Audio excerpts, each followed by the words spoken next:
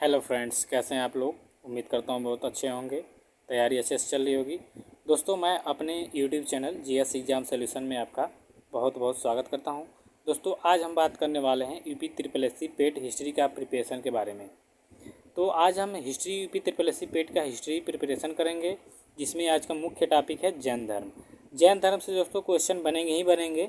तो सबसे पहले हम लोग जैन धर्म की थ्योरी देखेंगे, उसके बाद उससे रिलेटेड ऑब्जेक्टिव टाइप के क्वेश्चंस देखेंगे।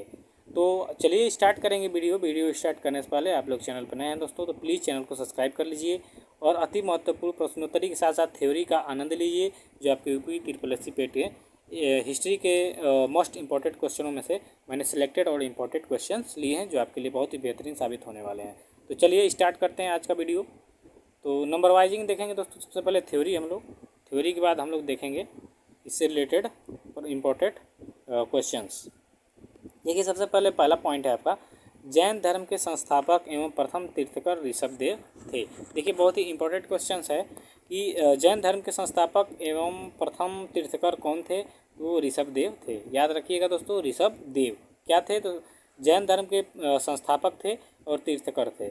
उसके बाद देखिए अगला क्वेश्चन है कि जैन धर्म के 23वें तीर्थकर पार्श्वनाथ थे, जो काशी के इक्ष्वाकु वंशी राजा अश्वसेन के पुत्र थे। इन्होंने 30 वर्ष की अवस्था में संन्यास जीवन को स्वीकारा था। देखिए, जो 23 नंबर के आपके तीर्थकर थे वो पार्श्वनाथ थे। ये काशी के एक राजा इक्ष्वाकु वंश के राजा थे अश्वसेन, उनके पुत्र थे, जो 30 वर्ष की अवस्था में संन्यास को स्वीकारा था। इसके बाद इनके द्वारा जो दी गई शिक्षा थी वो निम्नलिखित देखेंगे। इनके द्वारा दोस्तों, तो अश्वसेन द्वारा, ठीक है, पार्श्वनाथ द्वारा। तो इनके द्वारा जो शिक्षा दी गई तो ये थी, हिंसा न करना, सदा सत्य बोलना, चोरी न करना और संपत्ति न रखना। ये आपके पार्श्वनाथ जी की शिक्षा थी। ठीक है, क्या, हिंसा न करना, सदा सत्य बोलना, चोरी न करना और संपत्ति न रखना। चलिए नेक्स्ट देखेंगे। आपका नेक्स्ट है, महावीर स्वामी जैन धर्म के 24वें तीर्थकर एवं अंतिम तीर्थकर हुए। देखिए, जो महावीर स्वामी की बात करेंगे तो ये जो है जैन धर्म के 24 नंबर के तीर्थकर हैं और ये अंतिम भी हैं और जैन धर्म के वास्तविक संस्थापक भी हैं। इतना आप याद रखेंगे महावीर स्वामी के बारे में। ये जैन धर्म के 24वें तीर्थकर हैं, अंतिम तीर्थकर हैं। ठीक है, उसके बाद ये वास्तविक संस्थापक हैं जैन धर्म के। उसके बाद है नेक्स्ट कि महावीर का जन्म यानी महावीर स्वामी का जन्म 540 ईसा पूर्व में कुंडग्राम वैशाली में हुआ था। इनके पिता का नाम सिद्धार्थ, जो कि गात्रिक कुल के सरदार थे, और इनकी माता त्रिशला जो थी वो लिच्छवी राजा चेटक की बहन थी। देखिए, ये इनके जो पिता सिद्धार्थ जी हैं वो गात्रिक कुल के सरदार थे, और इनकी माता जो त्रिशला थी ये लिच्छवी राजा चेटक की बहन थी। यानी लिच्छवी के राजा चेटक थे, उनकी बहन त्रिशला थी, और त्रिशला जो है महावीर स्वामी की माता जी थी, और सिद्धार्थ जो थे ये महावीर स्वामी के पिताजी थे, जो गात्रिक कुल के सरदार थे। और इनका जन्म कहाँ हुआ था, तो कुंडग्राम वैशाली में हुआ था। याद रखेंगे, इंपॉर्टेंट फैक्ट है यहाँ पे, वेरी इंपॉर्टेंट कर लीजिए इसको। उसके बाद है आपका नेक्स्ट, महावीर स्वामी की पत्नी का नाम यशोदा एवं पुत्री का नाम अन्नोजा प्रियदर्शनी था। देखिए, महावीर स्वामी का नाम है यशोदा और पत्नी का नाम है अन्नोजा प्रियदर्शनी। नेक्स्ट है, महावीर के बचपन का नाम वर्धमान था। इन्होंने 30 वर्ष की उम्र में माता पिता की मृत्यु के पश्चात अपने बड़े भाई नंदीवर्धन से अनुमति लेकर संन्यास जीवन को स्वीकारा। देखिए, महावीर के बचपन का नाम जो वर्धमान है, और ये 30 वर्ष की आयु में इनकी जब माता पिता गुजर गए तो अपने इनके बड़े भाई थे नंदीवर्धन, इनसे आज्ञा लेकर संन्यास को स्वीकारा। चलिए नेक्स्ट देखेंगे। आपका नेक्स्ट है, 12 वर्षों की कठिन तपस्या के बाद महावीर को जृंभिक के समीप ऋजुपालिका नदी के तट पर साल वृक्ष के नीचे तपस्या करते हुए संपूर्ण ज्ञान का बोध हुआ। देखिए, ये बहुत इंपॉर्टेंट है, यहाँ पे आप ध्यान देंगे। 12 वर्ष इन्होंने कठिन परिश्रम किया, उसके बाद इनको जृंभिक एक जगह है, उसके पास ऋजुपालिका नदी का तट है, यहाँ पर उनको साल वृक्ष के नीचे संपूर्ण ज्ञान की प्राप्ति हुई। याद रखेंगे कि 12 वर्ष इन्होंने तपस्या की, उसके बाद जृंभिक के पास इनको ऋजुपालिका नदी है, उसके तट पर साल वृक्ष के नीचे इनको क्या होता है, ज्ञान की प्राप्ति होती है। उसके बाद ज्ञान प्राप्ति के बाद महावीर जिन अर्थात विजेता, अहर्त अर्थात पूज्य और निर्गर्त अर्थात बंधहीन कहलाए। यानी जब इनको ज्ञान की प्राप्ति हो गई तो महावीर स्वामी जिन कहलाए, अर्थ कहलाए और निग्रंथ कहलाए। ठीक है, चलिए दोस्तों नेक्स्ट देखेंगे कि महावीर ने अपना उपदेश प्राकृत अर्धमागधी भाषा में दिया है। महावीर स्वामी जो थे अपना उपदेश प्राकृत में दिए थे, प्राकृत भाषा में। ये वेरी इंपॉर्टेंट है, ये आपका पूछ सकता है एग्जाम में। फिर है महावीर के अनुयायियों को मूलतः निग्रंथ कहा जाता है। महावीर के अनुयायियों को क्या कहा जाता है दोस्तों? तो निग्रंथ कहा जाता है। नेक्स्ट है महावीर के प्रथम अनुयायी उनके दामाद जामिल बने। देखिए अन्योन्य प्रियदर्शनी के जो पति हैं दामाद जामिल, ये आपके महावीर स्वामी के क्या थे? दामाद थे। तो इसलिए इनको इसलिए नहीं, ये प्रथम अनुयायी भी महावीर स्वामी के बनते हैं आगे। तो सबसे प्रथम अनुयायी कौन है? दामाद जामिल। किसके? महावीर स्वामी के दामाद हैं जामिल, वो बनते हैं। उसके बाद है प्रथम जैन भिक्षुणी नरेश दधिवाहन की पुत्री चंपा थी। देखिए ये भी मोस्ट इम्पोर्टेंट है। सबसे पहले अनुयायी बनते हैं जामिल और प्रथम भिक्षुणी जो है जैन भिक्षुणी बनती हैं कौन? चंपा। तो ये याद रखेंगे। इसके बाद अब देखेंगे कि प्रमुख जैन तीर्थकर और उनके प्रतीक चिन्ह, यानी जो जैन धर्म के जो इम्पोर्टेंट तीर्थकर हुए हैं उनके प्रतीक चिन्ह देखेंगे। तो ऋषभ देव जो थे ये प्रथम तीर्थकर थे, तो इनका प्रतीक चिन्ह था आपका सांड। अजीतनाथ जो है द्वितीय तीर्थकर थे जैन, ये इनका प्रतीक चिन्ह है हाथी। संभव जो है तृतीय तीर्थकर हैं जैन के, तो इनका जो प्रतीक चिन्ह है वो है घोड़ा। संपा सर्व जो सप्तम तीर्थकर हैं, इनका स्वास्तिक है प्रतीक चिन्ह। इसके बाद है 5वें नंबर पर शांति जो 16वें तीर्थकर थे, इनका प्रतीक चिन्ह है हिरण। और नामी जो 21वें थे, इनका नीलकमल है। अरिष्टनेमी जो 22वें नंबर के हैं, इनका शंख है। पासर जो 23वें नंबर के थे, इनका सर्प है। और महावीर जो 24वें नंबर के तीर्थकर थे, इनका सिंह है प्रतीक चिन्ह। तो याद करेंगे।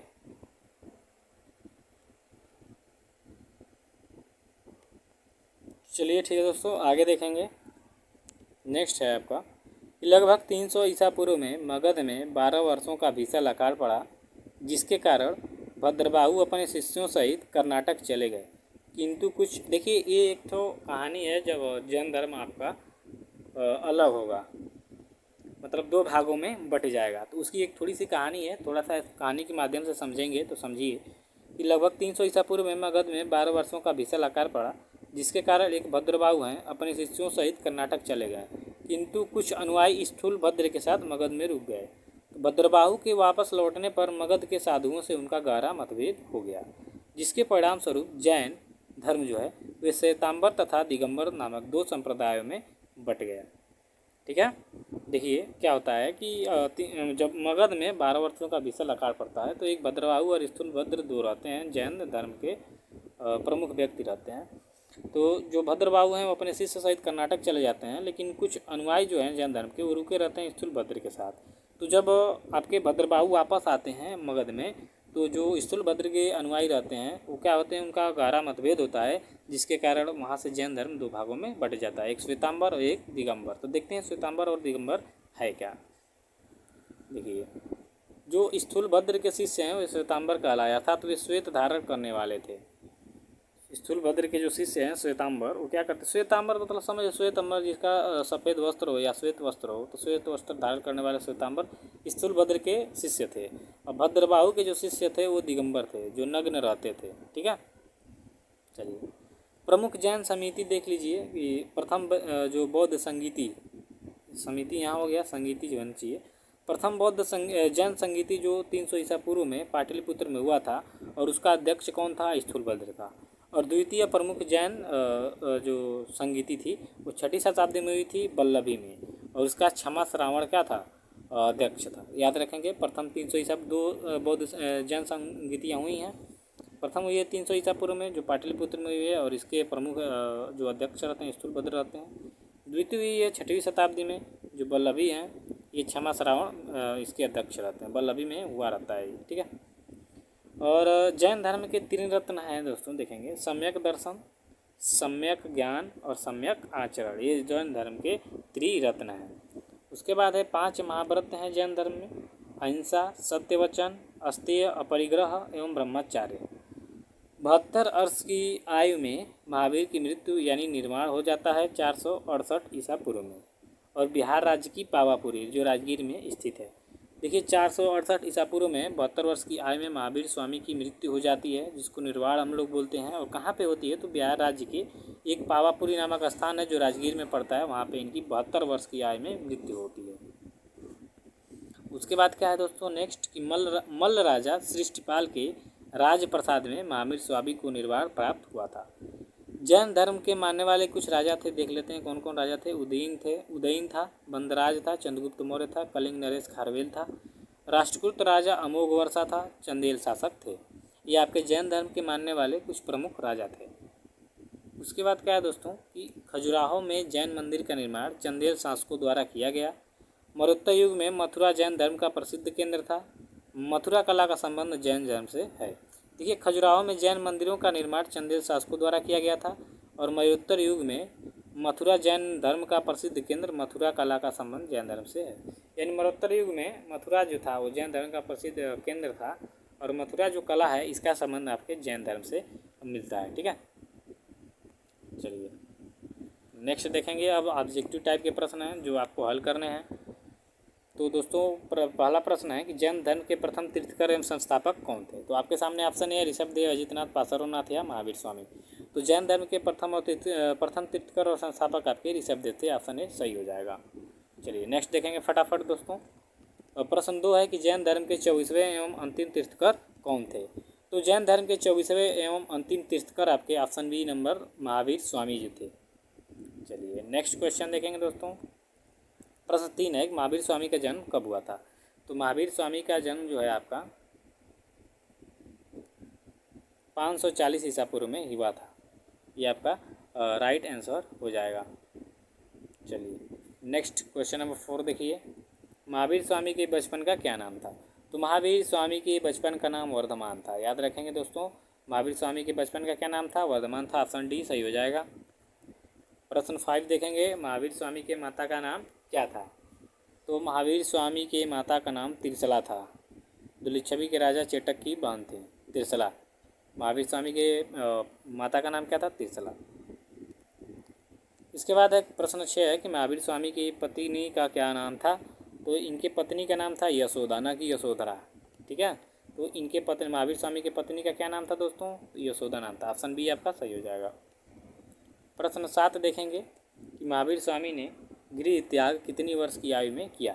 तो महावीर स्वामी जो थे वो 30 वर्ष की आयु में गृह त्याग किया था। इससे पहले जो 23वें नंबर के तीर्थकर थे पार्श्वनाथ, उन्होंने भी 30 वर्ष की आयु में घर को छोड़ा था, गृह त्याग किया था। तो याद रखेंगे कि 30 वर्ष की आयु में महावीर स्वामी ने गृह त्याग किया था।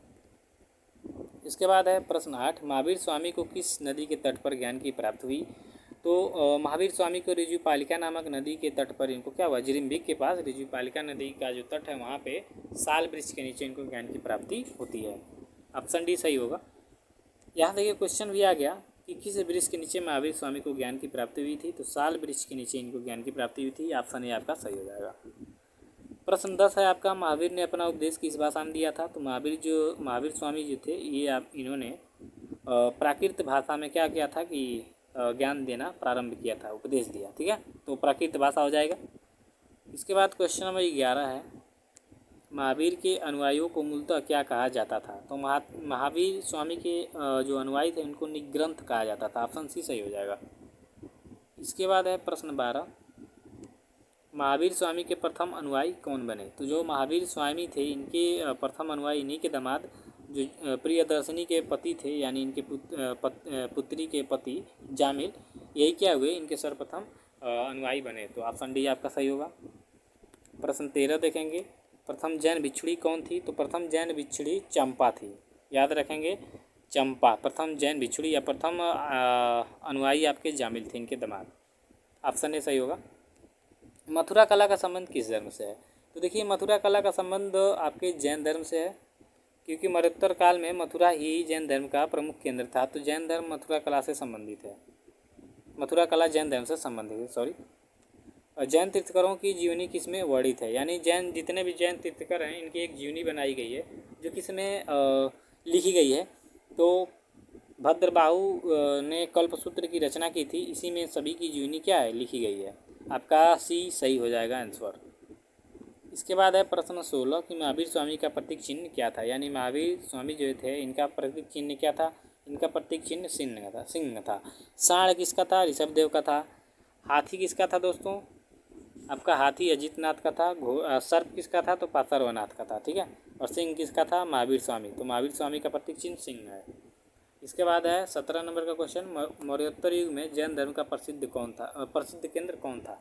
तो मथुरा जो था दोस्तों ये जैन धर्म का प्रसिद्ध केंद्र था। ऑप्शन ए सही होगा। प्रश्न 18 है महावीर स्वामी को निर्वाण प्राप्ति कब हुई थी। तो महावीर स्वामी को निर्वाण की प्राप्ति 468 ईसा पूर्व में हुई थी दोस्तों, याद रखेंगे। ऑप्शन बी सही होगा आपका। इसके बाद है प्रश्न संख्या 19 कि प्रथम जैन संगीति कहाँ और कब हुई थी। तो प्रथम जैन संगीति है दोस्तों ये 300 ईसा पूर्व में पाटलिपुत्र में हुई थी, जिसका अध्यक्ष था आपका स्थूलभद्र। और ये पाटलिपुत्र में हुआ था, ये तो आप जान ही गए। 300 ईसा पूर्व में इसका अध्यक्ष कौन था स्थूलभद्र। ऑप्शन सी सही होगा। जैन धर्म में किसकी मान्यता नहीं है।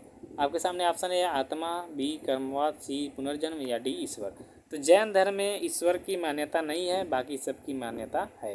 तो उम्मीद करता हूँ दोस्तों वीडियो पसंद आई होगी। अगला वीडियो हम लोग दोस्तों कल अपलोड की जाएगी बौद्ध धर्म के बारे में, जो ऐसे ही थ्योरी प्लस ऑब्जेक्टिव टाइप के प्रश्न रहेंगे। सबसे पहले हम लोग थ्योरी ध्यान देंगे, उसके बाद ऑब्जेक्टिव ध्यान देंगे।